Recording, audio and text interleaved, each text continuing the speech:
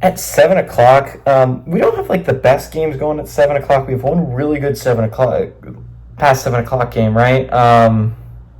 But I think it's really interesting because there's so many games that are going to be important to the playoff picture today. We got two games in the 7 o'clock window. We got two games in the 7:30 window. We got three that start at 8 and two that start after 10, right? The late window is full of games that are going to matter. Now the question is how many of these games are going to be close. It's a real question. We got Maryland, who's 4-4, trailing number one Oregon, who's 9-0. Oregon favored by 23 on the Big Ten Network. Billy Edward Jr. has gone 214 to 313, thrown for 2,314 yards, 13 touchdowns, 6 interceptions. Roman Hemby has had 86 carries for 403 yards and 4 touchdowns, and Ty Felton Jr. has had 73 catches for 907 yards and 6 touchdowns. Dylan Gabriel's gone 214 to 286, thrown for 2,665 yards, 19 touchdowns, 5 interceptions. Jordan James had 159 carries for 917 yards and 9 touchdowns, and Tez Johnson's had 64 catches for 649 yards and 8 touchdowns. These two teams have never played each other. Again, Oregon has the inside track, right? If they win out, they're going to be the 1st seed. And honestly, they don't play a really tough opponent until they're going to play in the Big Ten championship game. And we'll see who that's going to be. It is likely going to be either Indiana or Ohio State, whoever wins the Indiana-Ohio State game, or unless something truly crazy happens in the Big Ten from here to then, right?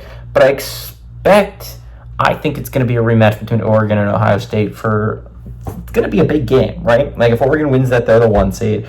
We'll see. If Ohio State wins it, they'd be a 1-loss team, likely a higher 1-loss team than whoever wins the SEC. But if Miami finishes undefeated, they could end up sneaking the 1 seed.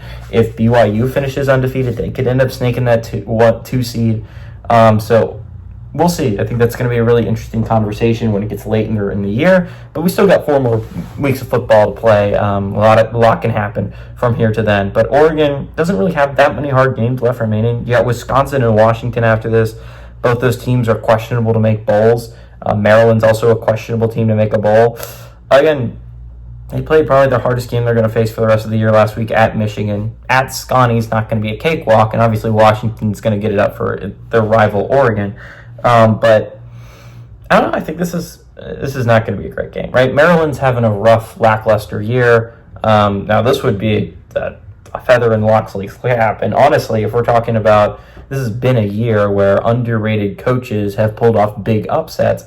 Locksley's an underrated coach that coaches at Maryland, and wouldn't be shocked if he was able to pull this off. I would be a little throttled. Maryland has not shown anything to me that made me think they can go to Eugene and pull off a massive upset. But Locksley's a really good head coach. If there was a coach that I had faith in remaining on their schedule, it would be Locksley. He's the best coach they're going to face. I mean, arguably Jed Fish, but he is in his first year with Washington. I think it's going to be hard for him to establish a culture there immediately. Oregon's a really good football team. This is a team that, again, I think is a really good football team. They wouldn't be my choice to win the championship game, but I wouldn't be shocked if they would. They have a really solid football team built together this year.